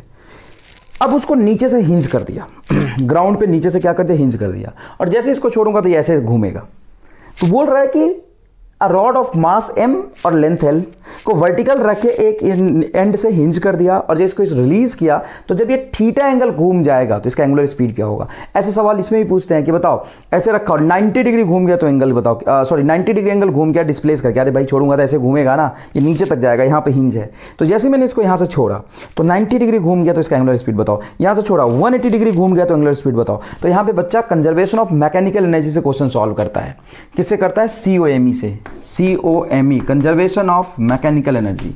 और वो थ्योरम लगाता है इनिशियल काइनेटिक एनर्जी जो कि था 0 plus initial potential energy is equal to final potential energy plus final kinetic energy ½ I omega square. क्योंकि घूम रहा है, चल नहीं रहा है, ये क्या हो रहा है? घूम रहा है, तो हर पॉइंट का एंगुलर स्पीड ओमेगा हो जाएगा। तो एक्सेट्रा बहुत लेंदी कैलकुलेशन के बाद एक आंसर आता है, फिर उसको सिंप्लीफाई करना पड़ता है ट्रिगोनोमेट्रिक, तब जाके आपका सही आंसर आता है यहाँ पे। अब अपन ऐसा क्या सोचे कि डायरेक्ट करेक्ट आंसर अपन निकाल पाए। सोचो, वो कह रहा है कि 90 डिग्री घूम गया तब बताओ एंगुलर स्पीड। नहीं, वो कह रहा है थीटा एंगल घूम गया तब एंगुलर स्पीड बताओ। After angular displacement theta angular displacement के बाद स्पीड बताओ। थीटा की वैल्यू क्या है? सर नहीं पता। तो मैं कैसे मानूं कि कितना एंगल घूमा? वो कह रहा है कि कुछ थीटा घूमा है, मतलब आंसर थीटा में डिपेंडेंट होगा। अगर मैं लॉजिक मानता हूं कि इफ थीटा इज 0, देखो ज़्यादातर सवाल जिसमें थीटा वेरिएबल हो उसमें 0 और 90 मानने से क्वेश्चन सॉल्व हो जाता है। मैं पीछे से ही कराता आ रहा हूँ बहुत सारे सवाल आपको। अगर मैं थीटा को 0 डिग्री मानता हूँ, अगर मैं थीटा को क्या मानता हूँ? 0 डिग्री, मतलब यहाँ था और यहीं से छोड़ा है, तो ओमेगा उसी इंस्टेंट पे अगर वो 0 डिग्री घुमा है मतलब वही था, तो उसका एंगुलर स्पीड क्या होना चाहिए? 0। थीटा 0 पे ओमेगा 0 होना चाहिए। देखते हैं किस ऑप्शन में थीटा 0 पे ओमेगा 0 आ रहा है। यहाँ पे थीटा जैसे आप 0 रखेंगे, साइन 0 क्या होता है? 0। तो 0 देखो, थीटा को 0 रखो, 0/2 0, साइन 0 क्या होता है? 0। तो आंसर 0 आ रहा है, मतलब ये हो सकता है। कॉस 0 क्या होता है? 1। ओमेगा 0 आना चाहिए था, थीटा 0 पे ओमेगा 0 आना चाहिए था। यहाँ पे थीटा 0 रखोगे तो ओमेगा √6g/L आ रहा है, गलत हो गया। इसमें थीटा 0 रखोगे 0 ही आएगा, ये भी सही हो गया। और इसमें जैसे थीटा को 0 रखोगे ये आएगा 1 आएगा, मतलब √12g/L, ये भी गलत हो गया। तो इस लॉजिक से कितने ऑप्शन सही बने आपके? 2। और कितने ऑप्शन गलत हो गए? Second one and fourth one is wrong. Second one and fourth one is wrong, ये दोनों तो गलत ही, ये पक्का गलत है। सही कौन से हो सकते हैं? सही हो सकते हैं फर्स्ट एंड थर्ड। अब अपने को ये देखना है कि फर्स्ट एंड थर्ड में से कौन सा सही होगा लॉजिकली। तो एक बात बताओ कि अगर मैं थीटा को 180 डिग्री पे ले जाऊं, मतलब यहां से रखूं और बोलूं कि जैसे घूमते घूमते यहां पहुंच जाए, तो इसकी एंगुलर स्पीड क्या होगी? जब मैं यहां से छोड़ूंगा और ये कितना एंगल घूम गया? 180 डिग्री, तो इसका एंगुलर स्पीड क्या होगा? वो कुछ फाइनाइट आएगा कि इनफाइनाइट आ जाएगा? देखो यहाँ से छोड़ा है और एक धीरे धीरे गिरते गिरते, जैसे यहाँ से छोड़ा तो एंगुलर स्पीड 0 था, जैसे जैसे नीचे जाएगा पोटेंशियल लूज करता जाएगा, एंगुलर वेलोसिटी गेन करता जाएगा। तो यहाँ पे जाएगा तो जितना पोटेंशियल एनर्जी लॉस किया यहाँ से यहाँ तक आने में उंगली उतनी एंगुलर स्पीड होगी, फाइनाइट वैल्यू आएगा। मतलब अगर मैं ऐसा सोचूं कि थीटा को मैं 180 डिग्री रखूं तो omega must be finite, infinite नहीं होना चाहिए, फाइनाइट होना चाहिए। तो अब जैसे ही मैं यहाँ पे थीटा को 180 डिग्री रखूंगा तो tan स्क्वायर 180/2 tan 90, और tan 90 की वैल्यू क्या हो जाती है? इनफाइनाइट। मतलब इनफाइनाइट तो हो नहीं सकता, आंसर कुछ फाइनाइट आना चाहिए। मतलब मुझे लग रहा है ये आंसर गलत है, मतलब फर्स्ट सही है। कितना आना चाहिए मुझे नहीं पता है, लेकिन मुझे ये पता है कि फाइनाइट वैल्यू कुछ ना कुछ आना चाहिए। और इस लॉजिक से क्या आ रहा था? इनफाइनाइट। मतलब इस लॉजिक में क्या आ रहा था? इनफाइनाइट। तो ऐसे भी साइन थीटा और कॉस थीटा की वैल्यू -1 से +1 के बीच ऑसिलेट करती है। तो किसी भी फिजिकल क्वेश्चन में जब वो फिजिबल पॉसिबल क्वेश्चन, जैसे रॉड को हिंज कर दो घूम के आएगा, तो प्रैक्टिकल सवाल है। तो प्रैक्टिकल सवाल का जो आंसर होता है ना, ज़्यादातर, मैं नहीं कह रहा हूँ 100%, ज़्यादातर आंसर साइन और कॉस के टर्म्स में आता है। क्योंकि साइन और कॉस एक लिमिट के बीच -1 से +1 के बीच ऑसिलेट करता है। लेकिन tan थीटा तो इन्फिनिटी पे चला जाता है तुरंत। बताओ tan 0 0 और tan 90 इनफाइनाइट। तो इनफाइनाइट चीज़ें पॉसिबल थोड़ी ना एक प्रैक्टिकल सवाल में। प्रैक्टिकल सवाल में जो फिजिकली प्रैक्टिकल हो सवाल, पॉसिबल हो फिजिकली, क्या उसमें कुछ चीज़ इनफाइनाइट हो सकती है क्या अचानक से? नहीं। तो ज़्यादातर सवाल tan के टर्म्स में आंसर नहीं आता है, ज़्यादातर सवाल का आंसर साइन और कॉस में ही आएगा। क्लियर है? तो ये दो लॉजिक मैंने आपको समझाया जिससे आपका आंसर आ गया। तो जो थीटा वाले सवाल है, n नंबर ऑफ सवाल है, ऐसे सवाल की कमी नहीं है, और बुक में तो छोड़ो, लास्ट ईयर के पूछे हुए सवाल में ऐसे सवाल की कमी नहीं है। अपने पास लिमिटेड समय है, मैं आपको सोचना सिखा रहा हूं, तो कुछ ही सवाल उठा के मैं आपको सोचना सिखा सकता हूं। तो मैंने बहुत सारे सवाल आपको थीटा थीटा पे करा दिए, तो इसको स्क्रीन पॉज करके यहां तक लिख लीजिए। नेक्स्ट क्वेश्चन देखिए बेटा, a parallel plate capacitor with air as a dielectric. एक पैरेलल प्लेट कैपेसिटर है with air as a dielectric, मतलब अंदर में स्पेस एयर मीडियम है। कैपेसिटेंस सी, इसका कैपेसिटेंस हाफ सी है। A slab of dielectric constant K dielectric constant का slab जिसका थिकनेस इसके थिकनेस के बराबर है, टी थिकनेस बराबर है, introduce so as to fill 1/4 of the capacitor. देखिए ये कैपेसिटर प्लेट का एरिया मान लीजिए ए है बेटा, इस कंप्लीट एरिया ए में 1/4 स्पेस में के डाइलेक्ट्रिक कांस्टेंट का एक मटेरियल डाल दिया, बाकी में एयर एज इट इज है। पहले भी मैंने आपको ये सवाल कराए हैं, ऐसे पहले भी कराए, खूब सारे सवाल ऐसे पूछे जाते हैं। ये क्वेश्चन है बेटा एम्स 2017 का। अब बात ये कि ऐसा सवाल बच्चे कंसेप्ट अगर आता है तो आप कर तो लोगे बच्चे, कैसे करोगे? तो बहुत आसान है सर, इसमें इसका कैपेसिटेंस अलग से लिख लेंगे और 1/4 पार्ट हो गया, ये 3/4 पार्ट का कैपेसिटेंस अलग से लेके इसको पैरेलल कॉम्बिनेशन में जोड़ लेंगे। बाकी बातें आपकी बिल्कुल ठीक है, लेकिन अगर मैं कोई ऐसा तरीका बताऊं जिसे कैलकुलेशन करना ही नहीं पड़े, डायरेक्ट आंसर आ जाए, कैसे? देखो लॉजिक, देखो जुगाड़, J स्टार J फॉर जुगाड़। बहुत आसान सी बात है। अगर मैं आपको बोलूं K is 1, K की वैल्यू क्या रख दिया अपन ने? 1 रख दिया, मतलब पहले तो पूरे स्पेस में एयर था, और मैंने K डाइलेक्ट्रिक वाला मटेरियल रखा है जिसका डाइलेक्ट्रिक कांस्टेंट 1 है, मतलब ये एयर ही है।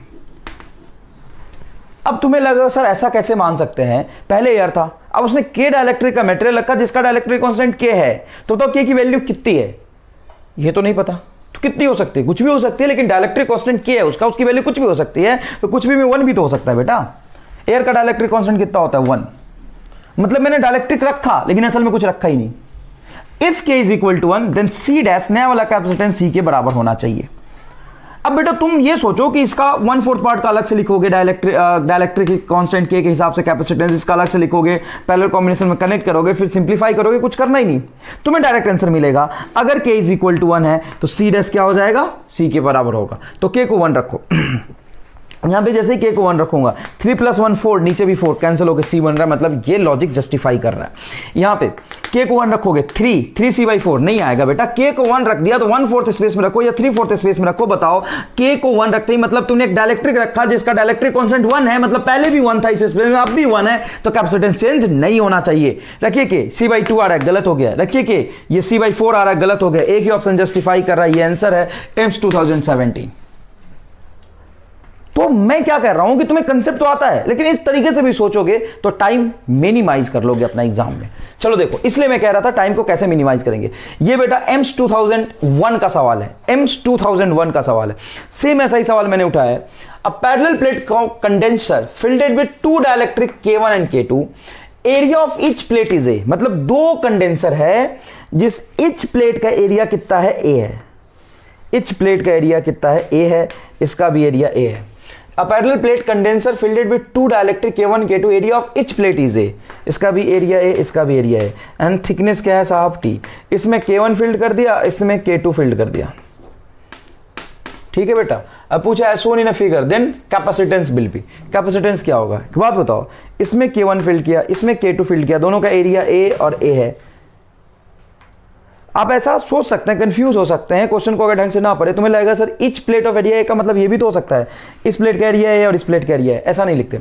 जब प्लेट का एरिया ए होता है तो ईच प्लेट लिखने की जरूरत नहीं है, सिंपल लिखते हैं a capacitor of plate area A. ऐसा नहीं लिखते कि each plate of area A. Each plate of area ये कहने का मतलब है एक कैपेसिटर ये है और एक कैपेसिटर ये है जिसमें डाइलेक्ट्रिक कांस्टेंट K1 फील्ड किया और K2 फील्ड किया। सवाल को कैसे सॉल्व करेंगे? बहुत आसान है, ये आप सीख चुके हैं। इफ K1 बराबर K2 is equal to K, if dielectric constant 1 रख दो, 1, K भी रखने की जरूरत नहीं, K1 बराबर K2 बराबर 1, मतलब ये हो कि एयर है, एयर है, तो डाइलेक्ट्रिक कांस्टेंट क्या होगा? तो देखो epsilon not A by D और epsilon not A by D, तो ये हो जाएगा 2 इप्सिलॉन नॉट ए और डी की जगह पे थिकनेस टी है। ये आना चाहिए कैपेसिटेंस K1 K2 को 1 रखने पे। चलिए 1 रख के देखते हैं। देखो 1 1 रखोगे तो 2 epsilon not A by T एकदम सही बैठ रहा है। यहाँ पे 1 1 रखोगे तो 2 2 4 आ रहा है, गलत बैठ रहा है। यहाँ पे 1 रखोगे तो epsilon not A by D आ रहा है, गलत हो जाएगा। यहाँ पे 1 रखोगे तो 1 - 1 0 आ जाएगा, गलत हो जाएगा। First option is correct. क्या तुम्हें लॉजिक से क्वेश्चन सॉल्व करना आप सीख पा रहे हैं? स्क्रीन पॉज करके इसको लिखिए। Next question is a string of mass m and length l, m mass और l लेंथ का एक स्ट्रिंग है, which is placed on a smooth horizontal surface, smooth horizontal surface पे रख दिया है and released, वहां से रख के उसको रिलीज कर दिया है shown in figure, then find velocity of string when it becomes vertical। Question देखो क्या है बेटा, डायग्राम में भी क्लियर होगा थोड़ा। एक m मास और l लेंथ का एक स्ट्रिंग था। अब कुछ हिस्सा तो हॉरिजॉन्टल पार्ट पे है और कुछ हिस्सा नीचे हैंग्ड है। टोटल L लेंथ में से X लेंथ का चेन वर्टिकली नीचे था और अभी इसका वेलोसिटी क्या है? 0। यहां से जस्ट रिलीज कर दिया, तो जब ये पूरा वर्टिकल हो जाएगा तो इस चेन का वेलोसिटी क्या होगा, ये पूछा है। अब ये सवाल कंजर्वेशन ऑफ मैकेनिकल एनर्जी से हो जाएगा। इसी इंस्टेंट पे जहां से मैं इसको रिलीज कर रहा था इसका काइनेटिक एनर्जी 0 होगा, क्योंकि वेलोसिटी क्या है? 0। इसका पोटेंशियल एनर्जी इस इंस्टेंट पे लिख लेंगे। इस वाले हिस्से का चेन पे होने की वजह से पोटेंशियल 0 और इस वाले हिस्से की वजह से -mgl x/2 आ जाएगा कुछ। फिर इस चेन का आपको मास भी निकालना पड़ेगा। कंप्लीट m मास है l लेंथ का, तो नीचे हैंग्ड पार्ट है कुछ x।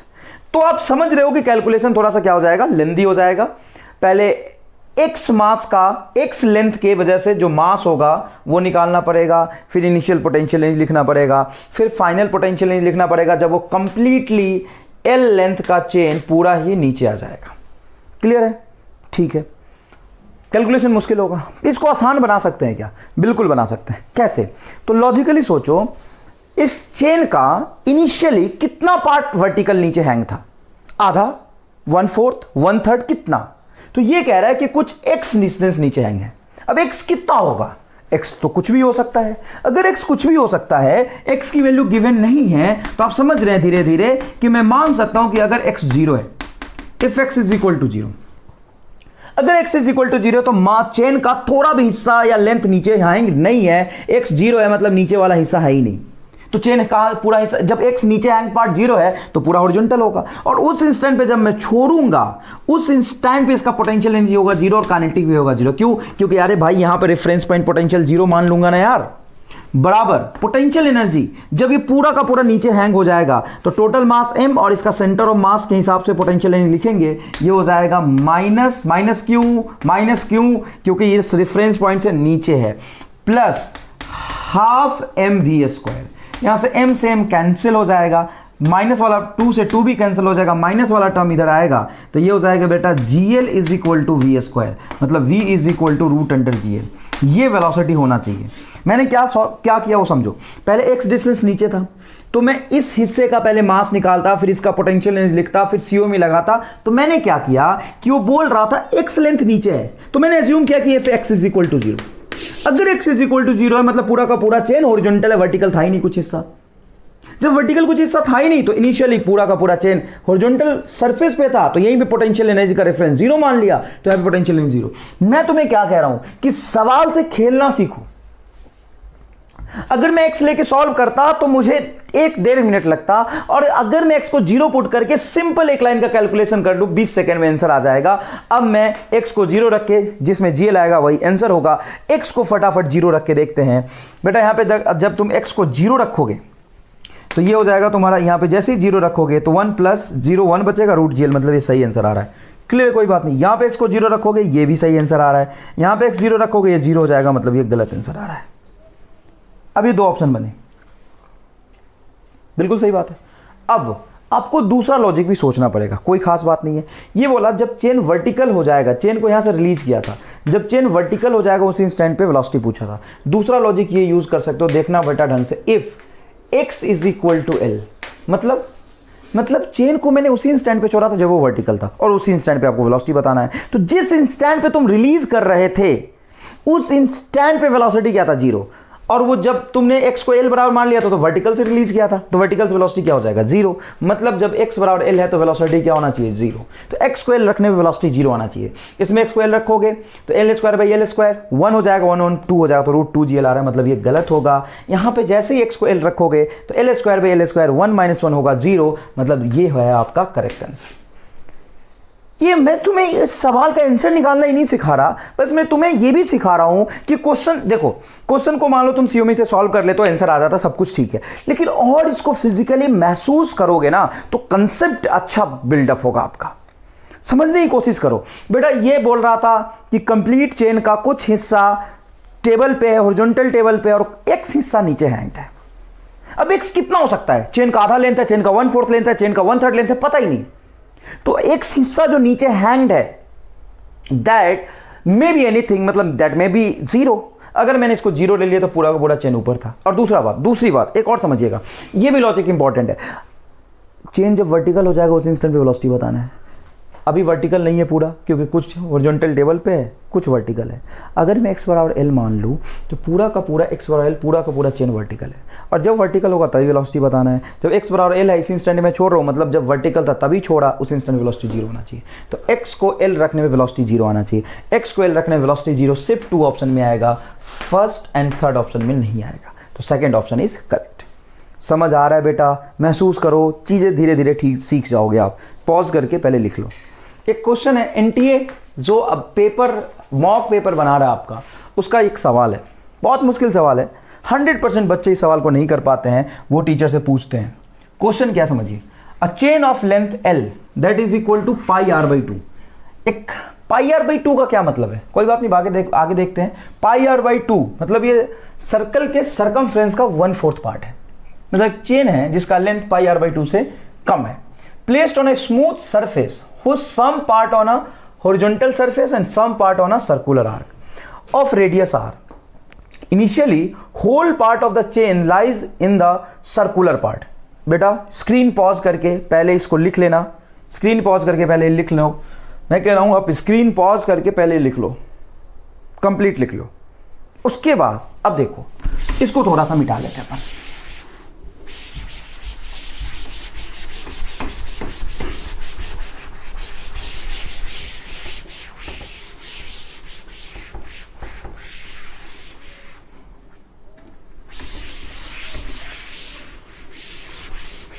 अब देखो भाई, क्वेश्चन बना देता हूं मैं। क्वेश्चन में फिगर इनबिल्ट था, फिगर मैंने बनाया नहीं, अभी बना देता हूं।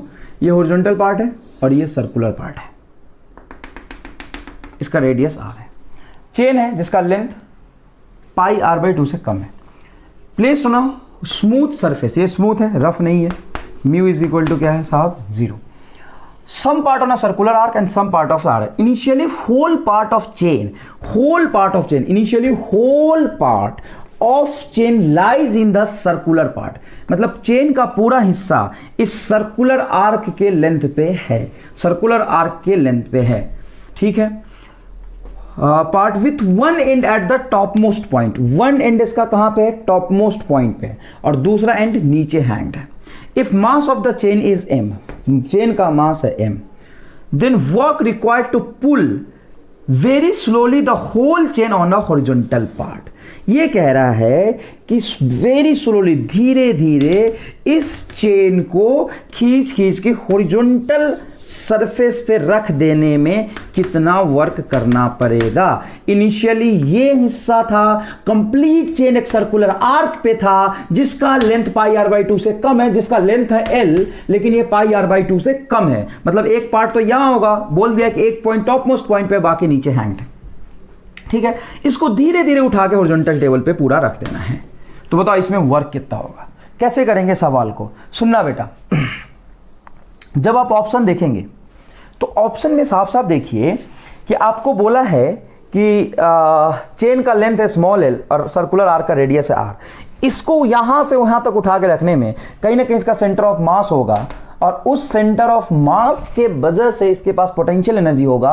ग्रेविटेशनल पोटेंशियल एनर्जी के अगेंस्ट आपको वर्क करना पड़ेगा, मतलब ग्रेविटेशनल फोर्स के अगेंस्ट आपको वर्क करके इसको यहां रखना पड़ेगा। सवाल को सॉल्व तो कर लोगे, मैथमेटिकली सवाल सॉल्व करना बहुत मुश्किल नहीं है, क्वेश्चन सॉल्व हो जाएगा। लेकिन बात तो ये है कि इसको आसानी से कैसे कर सकते हैं। तो आसानी से सॉल्व करने का तरीका सुनो। अगर मान लो मैं ऐसा बोल दूं कि L is very very very less than capital R, मतलब L टेंड्स टू 0। किसका लेंथ है ये? चेन का। अब चेन का लेंथ मैं ऐसा मान रहा हूं, ढंग से सुनना, चेन का लेंथ मैं ऐसा मान रहा हूं कि R से बहुत कम है, बहुत कम है, लगभग 0 है, और उसका एक हिस्सा तो यहां है ही। मतलब कुछ ऐसा सवाल है कि बहुत बड़ा सर्कुलर आर्क है और चेन का हिस्सा बहुत छोटा सा है, मतलब यहां पे है, मतलब ऑलरेडी ये टॉप मोस्ट पॉइंट पे हॉरिजॉन्टल ही है। अगर ये हॉरिजॉन्टल ही है तो इस कंडीशन में जो वर्क होना चाहिए वो 0 होना चाहिए। मेरी बात सुनो ढंग से, चेन का जो लेंथ है वो कैपिटल R से पाई R/2 कह रहा है ना, वो मैं कह रहा हूं कि पाई R/2 से बहुत कम है, मतलब इसके कंपेयर में बहुत ही कम है, मतलब छोटा सा आर्क दिखेगा, और छोटा सा आर्क तो स्ट्रेट लाइन है, मतलब ये हॉरिजॉन्टल सरफेस पे ही है। और एक ही हिंट मेरे काम आ रहा है कि ये कह रहा है कि one and at the top most point, मतलब एक एंड नीचे होता ना तो मुझे लगता कि ऑब्जेक्ट यहां पे, इसको इस साइड पे लाना है तो वर्क हो जाता mgr। देखिए वर्क हो जाता आपका, मैं कह रहा हूं कि चेन का लेंथ बहुत छोटा है और वो नीचे वाले हिस्से पे था, मतलब ये पूरा लेंथ ना हो सिर्फ यहां पे, उसको यहां तक लाने में तो वर्टिकली कितना लेंथ लाया ऊपर r, तो इसका वर्क होता mgr। कब? जब वो बॉटम पॉइंट पे होता। अगर वो टॉप पॉइंट पे उसका एक एंड है, दूसरा एंड इधर है, लेकिन मैं कह रहा हूं कि चेन का लेंथ बहुत कम है साहब, चेन का लेंथ बहुत कम है, तो उसको यहां पे लाने में कितना वर्क करना पड़ेगा। देखो फिजिक्स एक अलग चीज है, मैथमेटिक्स भी अलग चीज है, और एक बुद्धि भी अलग चीज है। बताओ इसका लेंथ बहुत कम है तो इसको खींच पे लाने में कितना होगा? 0, क्योंकि ऑलरेडी ये यहीं पे है। और इसका देखो एक छोटा सा आर्क बहुत बड़े सर्कल का स्ट्रेट लाइन जैसा दिखाई देता है, तो ये स्ट्रेट लाइन ही तो हॉरिजॉन्टल सरफेस पे ही आ जाएगा, इसको लाने में कहां वर्क हो रहा है। तो चलो बताओ, अगर L को बहुत छोटा रखूं तो वर्क आना चाहिए 0। चलो L को बहुत छोटा रखते हैं। देखो बेटा L को बहुत छोटा रखोगे तो एंगल साइन थीटा में थीटा बहुत छोटा होता है, तो साइन थीटा बराबर थीटा हो जाता है। If theta is if theta tends to 0, then देख ये वाला एंगल टेंस टू 0, क्योंकि L 0 है, तो ये L/R बचेगा। इसको ऐसे नहीं बोल सकते साइन 0 0 हो गया साहब, साइन 0 0 नहीं हुआ। ढंग से सुनना, मैं कह रहा हूं कि L बहुत छोटा है, L बहुत बहुत बहुत छोटा है। चेन है तो सीधा 0 थोड़ी ना बोल सकता हूं, बहुत बहुत बहुत छोटा है, टेंस टू 0 है। इफ L टेंस टू 0 मतलब ये साइन थीटा के अंदर थीटा टेंस टू 0, तो sine theta must be equal to theta. तो देखना ढंग से, ये L/R बाहर आ जाएगा, L से L कटेगा, R से R कटेगा, mgr आ रहा है, मतलब गलत हो गया, 0 आना चाहिए। यहां देखो ये बहुत छोटा है, अगर cos थीटा में थीटा बहुत छोटा हो तो cos थीटा 1 हो जाता है, ये 1 हो जाएगा, तो जवाब आएगा mgr²/L, जो कि गलत है। थर्ड ऑप्शन जो भी है BC, ये वाला ऑप्शन, इस ऑप्शन में देखिए L/R बहुत छोटा है तो L/R ही रहेगा, बहुत छोटा है तो है L/R। और ये टर्म में देखेंगे आप, अगर थीटा टेंस टू 0, ये लिख देता हूं यहां पे, साइन थीटा में थीटा टेंस टू 0 तो साइन थीटा बराबर थीटा हो जाता है। अगर L बहुत छोटा है तो ये वैल्यू हो जाएगा L/R, L/R माइनस L/R 0, मतलब ये third option is correct answer. यहां पे देखोगे तो ये अगर L बहुत छोटा है तो साइन 0 होता है 1, तो ये हो जाएगा 1, तो ये टर्म बनेगा L/R -1, तो ये गलत हो गया। यहां पे भी देखो ये हो जाएगा आपका 1, ये आपको रिजल्ट पता होना चाहिए, चलो लिख देता हूं मैं, cos theta when theta tends to 0 is equal to 1। जब थीटा 0 नहीं है, 0 के जस्ट पास है, तो cos थीटा 1 ही होता है। And sin theta when theta tends to 0 is equal to theta. अगर थीटा बहुत छोटा है, क्योंकि L के छोटा होने पे थीटा बहुत छोटा हो जाएगा, तो ये थीटा ही बनेगा, L/R ही बनेगा, L/R minus L/R is equal to 0। Answer आ गया थर्ड इज करेक्ट आंसर। कोई कैलकुलेशन नहीं है, आप करना चाहते हो तो कर लो, मैं तो नहीं करूंगा। आंसर आ गया सीधा। समझ आया क्या? एक सवाल और कराता हूं बेटा, बहुत इजी सवाल कराता हूं, तो बहुत जबरदस्त सवाल है, इसका तो कैलकुलेशन ही नहीं हो पाएगा आपसे, वो मैं आपसे आंसर निकालना सिखा दिया आपको। स्क्रीन पॉज करके चाहे तो उसको लिख लीजिए। ऐसा देखिए, NLM में खूब ऐसे सवाल बनते हैं। मान लो एक रॉड है जिसका मास है m, लेंथ है l, एक रॉड है जिसका मास है m और लेंथ है साहब l।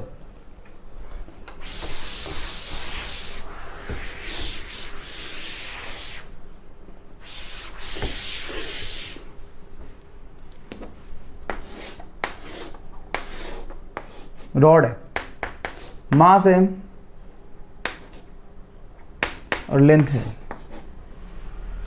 इसके बॉटम मोस्ट पॉइंट से, हिंज पॉइंट से नहीं, नीचे वाले पॉइंट से x डिस्टेंस पे यहां पे टेंशन बताओ कितना है।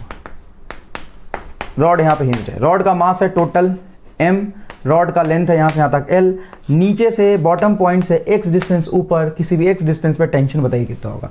ऑप्शन बी है m/Lx into G, option B m/L into L minus x into G, option C mL/x into G. ये कुछ ऑप्शन है, डी लिख देता हूँ mg। मुझे यहाँ पर टेंशन कैलकुलेट करना है। सवाल को सॉल्व कैसे करते देखो, आपने किया होगा। इसमें क्या करते हैं अपन कि यहाँ से जाके इसका एफबीडी बना लेते हैं, इसको अलग कर लेते हैं। टोटल L लेंथ का मास m है तो x लेंथ का मास हो जाता है m/L, मतलब इसका टोटल मास हो गया m/L, इसलिए नीचे ग्रेविटेशनल फोर्स लगेगा m/L इंटू जी। और ये वाला जो पार्ट है इसके ग्रेविटेशनल फोर्स को बैलेंस करने के लिए यहाँ पे टेंशन T ऊपर लगाएगा, तो ये टेंशन T बराबर हो जाता है mg, क्या किया अपन ने, सॉरी L लेंथ का मास m है तो एक यूनिट लेंथ का मास हो जाएगा m/L, तो x लेंथ का मास हो जाएगा m/L इंटू x, ठीक है ना। x लेंथ का मास आ गया ये, तो यहां पे जो ग्रेविटेशनल फोर्स लगेगा वो मास इंटू जी लगता है, तो m/L x। अरे यार समझ नहीं आया तुम्हें, देखिए कोई खास बात नहीं, इसमें घबराना नहीं है, देखो एकदम आसान है यार। टोटल L लेंथ का मास बोलो m, तो एक यूनिट लेंथ का मास बोलो m/L, तो x लेंथ का मास बोलो m/L इंटू x। अब यहाँ पे रॉड बनाते हो, इसका मास x लेंथ का आपने निकाल लिया तो ग्रेविटेशनल फोर्स हो जाएगा mx/L इंटू जी। और ये वाला जो रॉड है वो T टेंशन ऊपर लगा के इसको बैलेंस करेगा, मतलब T ऊपर लग रहा होगा। तो बताओ टेंशन बराबर क्या हो गया, टेंशन इज इक्वल टू हो गया mx/L इंटू जी। अब लॉजिक से इसको आसान है सॉल्व करना, कोई खास बात नहीं है, लेकिन लॉजिक से इसको वेरीफाई करोगे तो फिजिक्स और ज़्यादा चमकेगा आपको। ऐसे देखो, इफ लॉजिक सोचो, इफ x बराबर 0, मतलब तुम x 0 रख देते हो, मतलब यहां से मैं लेंथ को मेजर कर रहा था बॉटम पॉइंट से और तुमने x 0 कर दिया, मतलब बॉटम पोस्ट पॉइंट पे ही आ गए, तो यहां पे टेंशन की वैल्यू बोलो 0। तो x 0 रखने से साफ टेंशन कितना आना चाहिए, 0 आना चाहिए, क्योंकि यहाँ पे इसके नीचे तो कोई ऑब्जेक्ट ही नहीं है, तो यहाँ पे जो स्ट्रेस होगा वो 0 होगा, टेंशन 0 होगा, तो देखो 0 आना चाहिए। तो x को 0 रख के जिसमें 0 आएगा वो आंसर हो जाएगा। यहाँ पे x को 0 रखोगे, एक्जैक्टली 0 आ रहा है तो ये आंसर हो गया। यहाँ पे x को 0 रखोगे तो L माइनस 0, L बचेगा, L से L कटेगा, mg आ रहा है मतलब गलत हो गया। यहाँ पे x को 0 रखोगे 1/0 इनफाइनाइट होता है, गलत हो गया, ये आंसर आ गया। तो मैं ये नहीं कह रहा हूँ कि तुम सिर्फ लॉजिक ही करो, तुम कंसेप्ट पहले सीखो, लेकिन कंसेप्ट से जो सवाल सॉल्व कर रहे हो और लॉजिक से भी वो चमक जाए तो बताओ कितना मजा आ जाएगा फिजिक्स में। क्लियर है? अच्छा, इसका उल्टा भी सवाल पूछते हैं कि यहां से अगर मैं x मेजर करूं तो क्या होगा। अगर ऊपर से x मेजर करते तो लॉजिक तुम पहले ही लिख लो। बताओ यहां से x मेजर करके मैं जा रहा हूं, तो अगर x बराबर L है, मतलब यहां पहुंच जाऊंगा तो टेंशन क्या हो जाएगा, 0। अरे यार देख, यहां पे टेंशन 0 होना चाहिए। अब तुम यहां से x मेजर करोगे तो x को 0 रखने पे टेंशन 0 आएगा, और यहां से x मेजर करोगे तो x बराबर L रखने पे टेंशन 0 आएगा। तो ये अगर तुम चीजें समझ गए और ये लॉजिक तुम्हारे दिमाग में बैठ गया तो दोनों तरह के सवाल एक ही लाइन में सॉल्व होगा।